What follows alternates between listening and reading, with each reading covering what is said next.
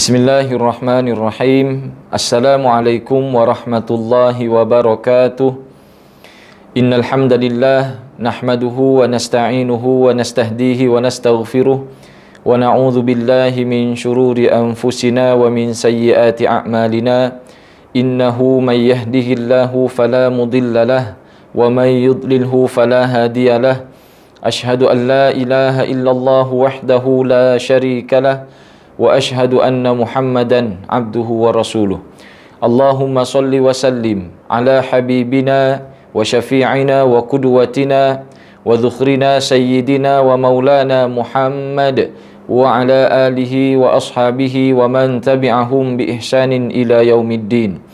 Subhanaka la ilma lana illa ma 'allamtana innaka antal alimul hakim. Wala hawla wala quwwata illa billahil aliyyil azim. Amma ba'du. Yang saya hormati tuan-tuan, puan-puan, sidang penonton di Facebook Pejabat Qadi Daerah Kota Tinggi yang dirahmati Allah. Alhamdulillah, pertama-tama marilah kita sama-sama merafakkan setinggi-tinggi puji dan syukur kehadirat Allah Subhanahu wa taala atas rahmat dan inayahnya kita dapat bersama-sama pada pagi Isnin yang berbahagia ini. Alhamdulillah, kita bersama-sama meneruskan program kita, iaitulah tafsir online di Facebook Pejabat Qadi Daerah Kota Tinggi. Mudah-mudahan tuan-tuan puan-puan di bulan Ramadan yang penuh dengan keberkatan ini, kita bersama-sama berkongsi ilmu. Moga-moga Allah Subhanahu wa taala menurunkan limpah dan rahmatnya ke atas kita semua, dan mudah-mudahan kita diberkati dalam kehidupan dunia dan akhirat, insya-Allah. Amin ya rabbal alamin. Tuan-tuan, puan-puan, sidang penonton yang dirahmati Allah, insya-Allah kita akan menyambung lagi siri kita, siri yang kelima, masih lagi dalam perbahasan tafsir surah Al-Fatihah. Di mana pada pertemuan sebelum ini kita telah membahaskan tafsir ayat yang pertama, iaitulah Bismillahirrahmanirrahim. Dan pada hari ini kita akan berkongsi ayat yang seterusnya, iaitulah Alhamdulillahi Rabbil Alamin. Ayat kedua daripada surah Al-Fatihah. Tuan-tuan, puan-puan, sidang penonton yang dirahmati Allah, pada ayat yang kedua ini tuan-tuan, Allah Subhanahu wa taala berfirman, Alhamdulillahi Rabbil Alamin, membawa maksud segala puji bagi Allah, Tuhan sekalian alam. Kalau tuan-tuan ingat, masa awal pertemuan saya ada berkongsi berkenaan dengan satu hadis qudsi di mana Nabi SAW bersabda, Allah Ta'ala berfirman. Nabi kita bersabda tuan-tuan, Allah berfirman, wa idza qala abdi alhamdulillahi rabbil alamin, sekiranya hambaku menyebut alhamdulillahi rabbil alamin, qala Allah Ta'ala, maka Allah Subhanahu wa taala jawab tuan-tuan, hamidani abdi. Sekiranya hambaku menyebut alhamdulillahi rabbil alamin, maka Allah Subhanahu wa taala akan jawab dengan hamidani abdi, hambaku telah memujiku. Jadi tuan-tuan, bila mana kita sembahyang membaca alhamdulillahi rabbil alamin, ia merupakan awal permulaan dialog, perbicaraan kita dengan Allah Subhanahu wa taala. Memang kita tidak mendengar tuan-tuan jawapan daripada Allah Subhanahu wa taala dengan telinga kita.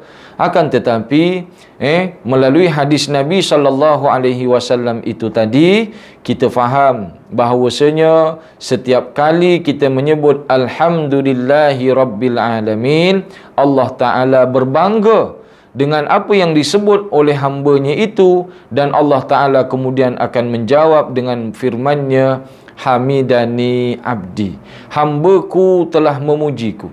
Jadi tuan-tuan, puan-puan, sidang penonton yang dirahmati Allah, pada hari ini kita akan berkongsi sedikit sebanyak beberapa penafsiran dan kemudian perbahasan sekitar ayat Alhamdulillahi Rabbil Alamin. Kita tengok yang pertama ni tuan-tuan, puan-puan, riwayat daripada Imam Ibn Jarir. Beliau mengatakan bahawasanya Alhamdulillah adalah pujian yang digunakan oleh Allah Subhanahu wa taala untuk zatnya. Jadi bila mana kita menyebut alhamdulillahi rabbil alamin, rupanya tuan-tuan, ia merupakan pujian Allah Subhanahu wa taala yang maha tinggi untuk zatnya atas segala apa yang telah Allah Subhanahu wa taala lakukan. Jadi tuan-tuan, dan di sini kalau kita melihat seolah-olah Allah Subhanahu wa taala, kata Imam Ibn Jarir ini, memerintahkan hamba-Nya agar selalu menyebut alhamdulillahi rabbil alamin. Kerana itu alhamdulillah, di awal surah Al-Fatihah Allah Taala menyatakan dengan alhamdulillahi rabbil alamin, seolah-olah Allah berfirman begini, wahai sekalian manusia, bersyukurlah kamu semua kepadaku, Tuhan sekalian alam, yang telah mengurniakan kepada kamu pelbagai kurniaan-kurniaan untuk kehidupan kamu dunia dan nanti kelak di akhirat. Jadi ini menurut pendapat daripada Imam Ibn Jarir. Dan menurut Imam Ibn Jarir juga tuan-tuan, ia merupakan pujian yang kita ucap pada Allah Subhanahu wa taala atas segala nikmat-nikmat yang Allah Subhanahu wa taala kurniakan kepada kita. Dan memang itulah tuan-tuan yang paling layaklah ya kita buat bila mana Allah Taala mengurniakan kita nikmat. Sama ada nikmat sihat, nikmat harta, nikmat keluarga, nikmat berkawan, nikmat pekerjaan, nikmat kita berpuasa sekarang ni, nikmat kita dapat solat tarawih, baca Quran dan yang lain-lain, maka hendaklah kita senantiasa melazimi dengan menyebut alhamdulillahi rabbil alamin, seolah-olah Allah berfirman, wahai hamba-Ku, sebutlah alhamdulillah atas segala nikmat yang telah saya kurniakan kepada kamu. Jadi tuan-tuan puan-puan hadirin yang dirahmati Allah, itu menurut apa yang disebut oleh Imam Ibn Jarir rahimahullahu ta'ala. Kemudian kalau kita meneliti sejarah tuan-tuan, orang pertama yang menyebut alhamdulillahi rabbil alamin ini iaitulah Nabi Adam alaihi salam. Nabi Adam. Kalau kita tengok sejarah tuan-tuan penciptaan Nabi Adam alaihi salam, ketika Allah Taala menciptakan Nabi Adam, dan kemudian diletakkan jasad Nabi Adam di dalam syurga. Sebelum itu ditiupkan roh, dan apabila Allah meniupkan roh pada Nabi Adam alaihi salam, bermula daripada ubun-ubun kepalanya, roh itu sampai ke mata, dari mata sampai ke hidung dan sampai ke mulut, Nabi Adam otomatik bersin. Nabi Adam bersin. Ketika Nabi Adam bersin tuan-tuan, malaikat yang berada di sekeliling Nabi Adam alaihi salam berkata apa? Qulil hamdulillah. Sebutlah alhamdulillah. Maka Nabi Adam ketika itu pun menyebut alhamdulillahi rabbil alamin. Jadi orang pertama yang menyebut alhamdulillahi rabbil alamin iaitulah Nabi Adam alaihi salam. Dan sebab itulah tuan-tuan, kita kalau bersin kita sebut alhamdulillah. Tengok Nabi kita mengajar kepada kita kan, wa idza atasa fahamidallah, kalaulah kamu bersin maka pujilah Allah Subhanahu wa taala. Kenapa? Kerana Nabi Adam dulu orang yang mula-mula ditiupkan roh, bersin baginda, kemudian baginda Nabi Adam pun menyebut alhamdulillahi rabbil alamin, sehinggalah sekarang anak cucunya meneruskan apa yang dibaca, yang disebut oleh Nabi Adam alaihi salam. Jadi tuan-tuan hadirin yang dirahmati Allah, dan kemudian kalau kita melihat di dalam riwayat Imam Ibnu Abi Hatim rahimahullahu ta'ala, beliau meriwayatkan bahawasanya ada satu athar yang mana Sayyidina Umar ibn al-Khattab radhiyallahu an bertanya kepada Sayyidina Ali bin Abi Talib. Sayyidina Umar bertanya kepada Sayyidina Ali, wahai Ali, sesungguhnya kami mengetahui apa makna la ilaha illallah, dan kami juga mengetahui apa makna subhanallah, tapi kami tidak mengetahui apakah makna sebenar alhamdulillahi rabbil alamin. Maka tuan-tuan, puan-puan, Sayyidina Ali ketika itu menjawab, apa kata beliau? Ia adalah suatu kalimah yang diredai oleh Allah Subhanahu wa taala untuk zatnya. Ini jawab Sayyidina Ali ni tuan-tuan, alhamdulillahi rabbil alamin merupakan satu kalimah yang diredai oleh Allah Subhanahu wa taala untuk zatnya. Macam kita sebut la ilaha illallah, tiada Tuhan selain Allah. Subhanallah, maha suci Allah. Allahu akbar, Allah maha besar. Tapi alhamdulillah, kata Sayyidina Ali, merupakan satu kalimah yang diredai oleh Allah Subhanahu wa taala untuk zatnya. Maknanya apa? Allah tuan-tuan merasa bangga apabila ada seorang hamba menyebut dengan sebutan alhamdulillahi rabbil alamin. Kerana itu, tadi kita dah kongsi tuan-tuan, bila mana seorang hamba menyebut alhamdulillahi rabbil alamin, Allah Subhanahu wa taala mengisytihar kepada seluruh alam, wahai hambaku, wahai sekalian malaikat, wahai sekalian makhluk, lihatlah dulu manusia yang ingin saya ciptakan kamu tolak. Kamu kata buat apa nak ciptakan ya Allah di atas muka bumi yang akan membuat kerosakan dan saling berbunuh-bunuhan. Sekarang kamu lihatlah, kata Allah Subhanahu wa taala, mereka memujiku dengan pujian yang tulus di dalam hati mereka. Ini tuan-tuan dibahas oleh pengarang kitab tafsir juga, iaitu Tafsir Al-Munir, Dr. Wahbah Az-Zuhaili. Dr. Wahbah Az-Zuhaili di dalam tafsirnya mengatakan bahawasanya apabila seorang hamba itu taat kepada Allah Subhanahu wa taala, memuji Allah taala, bersyukur atas segala nikmatnya, Allah akan memulangkan semula ucapan yang pernah diucap oleh malaikat dulu. Wahai para malaikat, dulu kamu kata ya Allah, adakah kamu ingin ciptakan di bumi makhluk yang akan berbunuh-bunuhan dan saling merosakkan bumi? Maka Allah berkata, lihatlah sekarang, ada di kalangan hamba-Ku yang bersyukur kepadaku tulus ikhlas dari dalam hatinya. Ada di kalangan hamba-Ku yang tulus ikhlas dalam beribadah. Ada di kalangan hamba-Ku yang diangkat darjatnya olehku, sehingga ada di kalangan mereka menjadi nabi, menjadi rasul, bahkan di kalangan manusia ada yang menjadi kekasih Allah Subhanahu wa taala. Kerana itulah tuan-tuan, bila mana kita menyebut alhamdulillahi rabbil alamin, ia merupakan pujian yang Allah Subhanahu wa taala yang redai pada zatnya. Ia kebanggaan pada Allah Subhanahu wa taala. Kemudian hadirin yang dirahmati Allah, para ulama mengatakan kita ni perlulah banyak-banyak sebut alhamdulillahi rabbil alamin. Kerana apa? Ia merupakan satu tanda syukur kita kepada Allah Subhanahu wa taala. Dan kita ni tuan-tuan memang perlu senantiasa bersyukur. Dan syukur ni tuan-tuan perlu kepada 3 perkara. Pertama, syukur melalui hati. Yang kedua, syukur melalui lisan. Yang ketiga, syukur melalui perbuatan. Syukur melalui hati, maknanya kita terima apa yang Allah kurniakan. Itu namanya qanaah. Syukurlah, alhamdulillah saya ada kereta, walaupun kereta saya kancil buruk, okeylah, daripada jiran sebelah dia tak ada kereta langsung, pergi mana-mana naik motor, kalau kena hujan dia duduk bawah jambatan. Maknanya kena ada bersyukur. Qanaah, syukur apa yang ada. Alhamdulillah. Kita seorang peniaga, alhamdulillah hari ni niaga saya okey. Syukur apa yang ada. Walaupun kita tengok kawan kita kat sebelah tu dagangannya habis, kita punya ada lagi balance, apa pun qanaah, syukur dengan apa yang ada. Rasa cukup.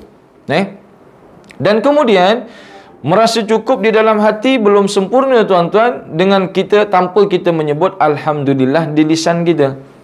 Jadi kita kata alhamdulillah okeylah walaupun tak habis, tapi kena sebut di lisan alhamdulillahi rabbil alamin. Puji dan syukur padamu ya Allah atas nikmat, walaupun saya punya niaga tak habis hari ni, tapi okeylah daripada tak laku langsung. Tu kena ada qanaah lah tu.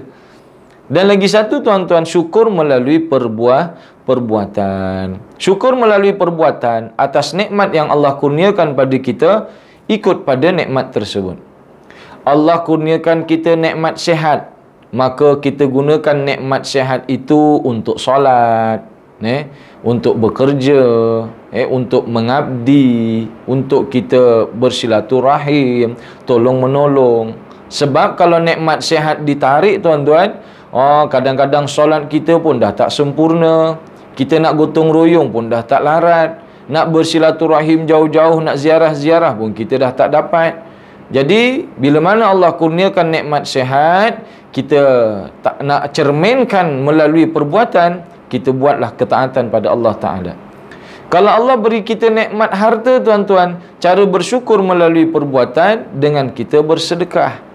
Dengan kita bersedekah, dengan kita menolong orang, dengan kita membantu orang yang memerlukan, dengan membayar fidyah, zakat, sedekah dan sebagainya. Itu tanda kita bersyukur. Tak cukup dengan kita dapat harta yang banyak, tengok dalam bank account, wah banyak, ada ratus ribu, ada juta, tapi kita bakhil, kedekut untuk mengeluarkan harta kita tuan-tuan, walaupun kita sebut di bibir Alhamdulillah, dia belum sempurna tanpa kita melaksanakan syukur itu dengan perbuatan. Jadi Islam ni tuan-tuan balance. Dia tak cukup Alhamdulillah dapat duit banyak, tapi kita berat kita nak kongsi pada orang. Dia masih lagi dalam kategori belum bersyukur pada perbuatan. Ingat, syukur tadi 3. Syukur pada hati, syukur pada lisan, dan yang ketiga syukur pada perbuatan. Kemudian hadirin yang dirahmati Allah, di dalam riwayat Imam Ibnu Jarir tuan-tuan, ini perkara ni apa yang saya kongsi ni tuan-tuan ada di dalam kitab tafsir Imam Ibnu Katsir rahimahullahu taala. Imam Ibnu Jarir berkata bahawasanya Nabi SAW pernah bersabda, "Idza qulta alhamdulillahi rabbil alamin faqad syakartallaha fazadaka." Nabi kita bersabda, sekiranya kamu menyebut alhamdulillahi rabbil alamin, sesungguhnya faqad syakartallah, sesungguhnya kamu telah bersyukur kepada Allah Subhanahu wa taala, fazadaka, maka ia akan menambah nikmat yang Allah kurniakan kepada kamu. Macam kita kongsilah tadi tuan-tuan, bila kita diberikan nikmat, alhamdulillah. Bangun tidur, kita awal-awal bangun tidur pun kita dah diajar dah oleh Nabi kita. Alhamdulillahilladzi ahyana ba'dama amatana wa ilaihin nusyur. Segala puji bagimu ya Allah, yang telah menghidupkan kami setelah mematikan kami, dan kepadanya lah tempat kita akan kembali. Kita dah diajar dengan menyebut alhamdulillah. Ramai mana tuan-tuan orang yang bila tidur tak bangun-bangun. Dia tak bangun-bangun. Jadi dia tak dapat nak menyebut alhamdulillahilladzi ahyana ba'dama amatana wa ilaihin nusyur. Tapi bila mana kita bangun, sekurang-kurangnya kita sebut alhamdulillah. Jadi hadirin yang dirahmati Allah, banyak dalam kehidupan seharian kita sebut alhamdulillah. Kita lepas makan pun kita baca alhamdulillah. Alhamdulillahilladzi at'amana wa saqana wa ja'alana minal muslimin. Kita keluar daripada bilik air pun kita sebut lagi alhamdulillahilladzi adhaba 'annil adha wa afani. Banyak alhamdulillah yang kita ucap. Kalau nak dihitung tu tuan-tuan, banyak pelbagai. Dengan sebab itulah baginda Nabi kita bersabda, afdalul zikri, sebaik-baik zikir, la ilaha illallah, adalah la ilaha illallah. Wa afdalud du'ai alhamdulillah, dan sebaik-baik doa iaitulah alhamdulillah. Ini luar biasa tuan-tuan kalimat alhamdulillah. Seafdal-afdal zikir iaitulah la ilaha illallah, dan seafdal-afdal doa adalah alhamdulillah. Kerana itu kalau kita berdoa tuan-tuan, mesti tak lari daripada menyebut alhamdulillah. Pertama a'udzubillah, yang kedua bismillah, yang ketiga alhamdulillah, yang keempat selawat kepada Rasul, dan yang kelima sebutlah apa doa ataupun hajat yang kita inginkan dari Allah Subhanahu wa taala. Itu dengan sebut alhamdulillah ya Allah atas kurniaan nikmat Nabi kan sebut tadi, kalau kita sebut Alhamdulillah, itu tanda kamu bersyukur pada Allah, Allah akan tambah nikmat pada itu. Kita rezeki Alhamdulillah, tengok rezeki kita bertambah, maka Allah akan tambah lagi rezeki kita.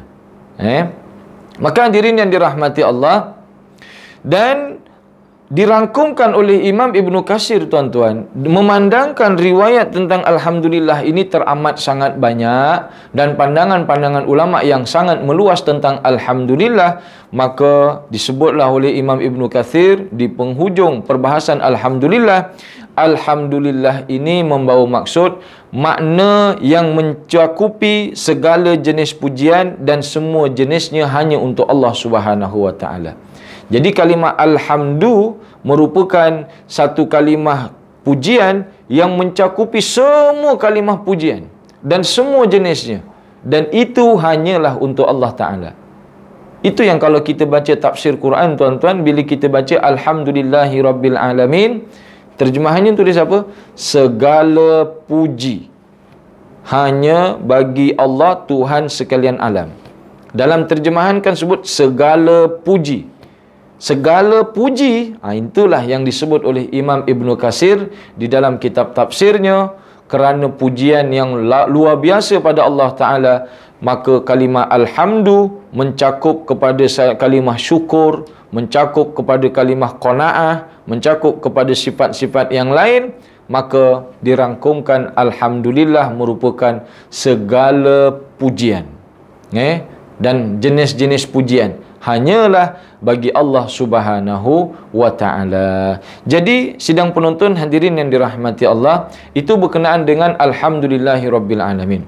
Kemudian kita tengok ayat yang ketiga, Allah Subhanahu wa ta'ala berfirman, Ar-Rahmanir Rahim. Ar-Rahmanir Rahim, Allah yang maha pemurah lagi maha penyayang. Perbahasan tentang Ar-Rahman dan Ar-Rahim, tuan-tuan, kita dah bahas pada pertemuan yang lalu dalam ayat Bismillahirrahmanirrahim.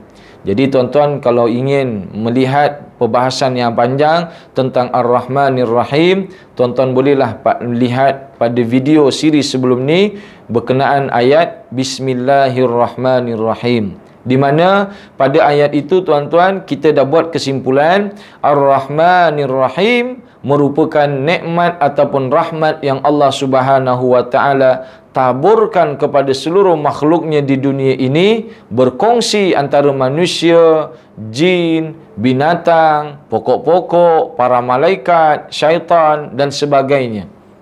Tak termasuklah yang Islam ataupun yang kafir. Sedangkan Ar-Rahim, tuan-tuan, merupakan nikmat dan rahmat yang Allah Subhanahu wa ta'ala kurniakan kepada makhluknya hanya bagi golongan manusia ataupun jin yang beriman pada Allah Subhanahu wa ta'ala. Itu perbahasan, kesimpulan perbahasan Ar-Rahmanir Rahim. Tuan-tuan boleh tengok pada siri yang sebelum ni. Dan kemudian kita bila melihat, tuan-tuan, bila sebut Ar-Rahmanir Rahim, sebenarnya Allah Ta'ala juga menjawab di dalam hadis Qudsi tadi. Allah menjawab, Athna alayya abdi.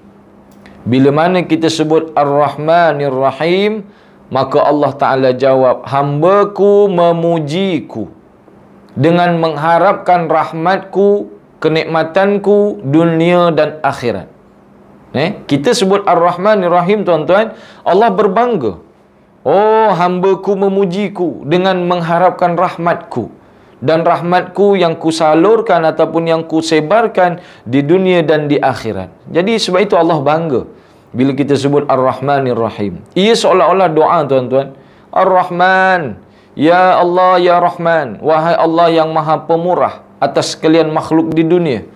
Maknanya kita mengharap, ya Allah, kurniakanlah nikmat dunia kepada kami. Ya Allah, ya Rahim, Allah yang maha penyayang. Seolah-olah kita berdoa, ya Allah yang maha penyayang, kurniakanlah nikmat yang melimpah nanti kepada kami bagi orang-orang beriman di akhirat. Tu kan, ibarat kita ni, tuan-tuan, memuji Allah Ta'ala, mengharapkan sesuatu dari Allah Ta'ala. Macam anak kita lah. Kita penat balik kerja kan, tiba-tiba anak kita picit di belakang. Biasa dia tak picit kita. Kita duduk, dia buat diam je. Tapi satu hari bila mana kita duduk tuan-tuan, nanti diurut kita, dianu kita, dibukakan stokin kita. Kita sebagai orang tua, kita dah faham dah. Ni anak kita ni mesti ada apa-apa ni. Ataupun dipuji kita lebih. Ayah hari ni handsome lah. Segak macho. Padahal hari-hari biasa sama je. Kenapa hari tu dipuji? Cik tanya, ni akak nak apa ni? Dia mesti ada nak something tu. Nak coklat ke, ataupun nak duit ke. Ibarat kita gitulah tuan-tuan pada Allah. Sebut Ar-Rahmanir Rahim. Ya Allah, sesungguhnya kami memujimu, mengharapkan rahmat dan rahimmu ya Allah. Dan memang kita seorang hamba ni tuan-tuan, memang perlu minta dan mintalah pada Allah Subhanahu wa ta'ala. Dan ayat ketiga, ayat yang keempat tuan-tuan, yang boleh kita kongsi pada hari ini, iaitulah ayat Maliki Yaumiddin. Membawa maksud Allah sebagai Malik. Malik ni yang memiliki, yang menguasai. Yaumiddin, nanti pada hari pembalasan. Tuan-tuan, dalam hadis kursi yang pernah kita kongsi juga, Allah bila mana kita sebut Maliki Yaumiddin, maka Allah akan jawab tuan-tuan, Majjadani abdi.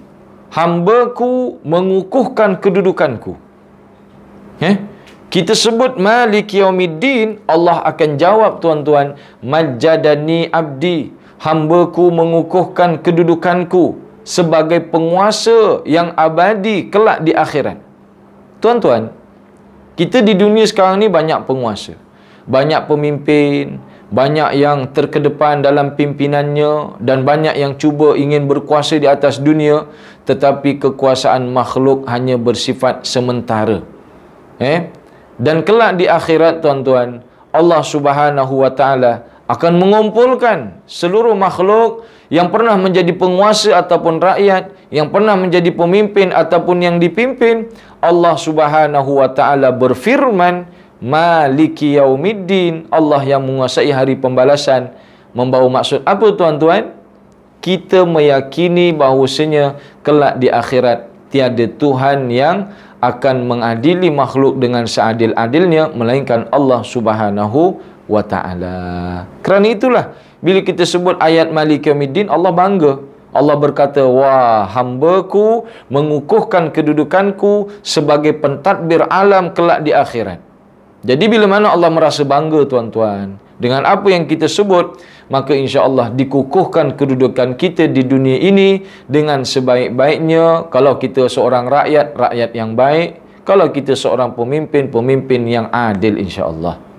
Maka hadirin yang dirahmati Allah, ayat Maliki Yaumiddin ni tuan-tuan, kalau kita melihat, dia adalah ayat cerita tentang hari kiamat. Kalau kita ulang balik sejarah kita tuan-tuan, kebanyakan hadis-hadis yang Nabi utarakan ketika di Mekah, kebanyakannya hadis man kana yu'minu billahi wal yaumil akhir. Itu dua. Banyak kan hadis yang kita baca dua ni. Siapa yang beriman pada Allah dan beriman pada hari akhirat, falyukrim jarahu, contoh, maka hendaklah dia memuliakan jirannya. Ada lagi Nabi bersabda, man kana yu'minu billahi wal yaumil akhir falyasil rahimah, maka hendaklah dia sambungkan silaturahim. Nabi kita menggabungkan siapa yang beriman pada Allah dan hari akhirat. Kenapa Nabi tanamkan kepada para sahabat ucapan beriman pada Allah dan hari akhirat? Kerana tuan-tuan, ketika awal Nabi di Mekah, orang-orang banyak tak percaya nanti kita kalau dah mati akan hidup balik ke? Kan cerita mati hidup balik ni tuan-tuan, sesuatu yang sukar nak difikir oleh akal. Macam tuan-tuan pernah nampak orang mati hidup balik? Pernah nampak tak? Saya pun tak pernah nampak. Dan jangan heran tuan-tuan, di dalam Quran, Nabi Ibrahim alaihissalam sendiri pernah bertanya kepada Allah Subhanahu wa ta'ala, kaifa tuhyil mauta? Ya Allah, bagaimana kamu hidupkan yang mati? Maka Allah Ta'ala jawab, qala awalam tu'min? Wahai Ibrahim, kamu tak yakin kepada saya? Maka Nabi Ibrahim pun jawab, Qala bala walakin liyatma'inna qalbi. Bukan saya tak yakin ya Allah, tapi untuk menenangkan hati saya. Cuba tuan-tuan tengok ya. Nabi Ibrahim bertanya pada Allah, ya Allah, bagaimana kamu hidupkan yang mati? Allah jawab, kamu tak yakin lagi dengan saya? Maka Nabi Ibrahim jawab, bukan tak yakin ya Allah, cuma hati saya ni biar dia tenang. Maka apa firman Allah Ta'ala tuan-tuan? Qala fakhudh arba'atan minat tayri. Kalau begitu, kalau kamu nak yakin, ambil 4 ekor burung. Fasurhunna ilaika. Kamu cincang 4 burung itu, campur gaul-gaul semuanya. Thumma ja'al ala kulli jabalin minhunna juz'a. Kemudian pecah kepada 3 bahagian. Yang dah 4 ekor tadi tu dicincang, gaul, pecah pada 3. Satu bahagian letak satu gunung, satu bahagian satu gunung, satu bahagian satu gunung. Thumma du'uhunna. Kemudian panggillah burung itu yang telah kamu cincang dan kamu gaul antara satu dengan lain. Ya'tinaka sa'ya. Kamu panggil, nescaya dia akan datang kepada kamu serta-merta. Ini Allah berfirman pada Nabi Ibrahim dalam surah Al-Baqarah tuan-tuan. Maka Nabi Ibrahim pun buatlah apa yang Allah firmankan. Nabi Ibrahim ambil 4 ekor burung, dicincang, dipecah pada 3 bahagian, 1, 2, 3 atas setiap bukit. Nabi Ibrahim berada di bawah. Nabi Ibrahim pun memanggil, burung, kemarilah. Maka burung tuan-tuan, tiba-tiba yang dicincang tadi itu serta-merta datang dengan tubuh badannya yang sempurna, tanpa ada cacat celah, tanpa ada kekurangan pun pada burung-burung tersebut. Maknanya apa tuan-tuan? Meyakini hidupnya setelah kita mati ni merupakan satu perkara yang kalau nak diukur dengan akal ni, kita tak nampak dengan akal. Tapi walau bagaimanapun, Nabi menanamkan beriman pada Allah, beriman pada hari akhirat. Dan itulah kalau kita lihat ayat Maliki Yaumiddin, dia mendahului ayat Iyyaka na'budu. Iyyaka na'budu tu maksudnya hanya padamu kami ibadah. Ibarat tuan-tuan, ibarat perbahasan detailnya gini, Allah Ta'ala mendahului keimanan kepada Allah Ta'ala, barulah ibadah. Beriman dulu, baru datang ayat ibadah. Itu yang di Mekah tuan-tuan, Nabi kan banyak berdakwah tentang beriman pada Allah dan hari akhirat. Bila sampai di Madinah, barulah ibadah-ibadah lain difardukan oleh Allah Ta'ala. Membawa maksud apa? Kalaulah keimanan kita baik, kalau keimanan kita sempurna, bila Allah perintahkan ibadah, kita akan mudah dalam mengikutinya. Kerana apa? Inilah, tauhidnya kuat. Tapi kalau tauhid tak kuat tuan-tuan, disuruh ibadah, maka itu yang ada kadang-kadang dia tak solat. Kenapa orang tu tak solat dia? Kerana tauhidnya kurang kuat. Keyakinannya pada Allah kurang kuat. Keyakinannya pada hari kebangkitan kurang kuat. Sebab itu dia mengambil ringan tentang ibadah. Tapi orang yang betul-betul dah menjaga ibadahnya, sebenarnya dia yakin akan Allah Ta'ala, yakin tentang hari kebangkitan akhirat. Wallahu a'lam bissawab. Itulah tuan-tuan 3 ayat yang kita kongsi pada hari ini, daripada ayat kedua sampailah ayat yang ke-5 daripada surah Al-Fatihah. InsyaAllah pada ayat seterusnya tuan-tuan, minta maaf sampai ayat yang ke-4 tadi. InsyaAllah pada pertemuan akan datang, kita akan bahas Iyyaka na'budu wa iyyaka nasta'in. Hanya padamu ya Allah kami mohon sembah, kami sembah, dan hanya padamu ya Allah kami mohon pertolongan ataupun kami meminta.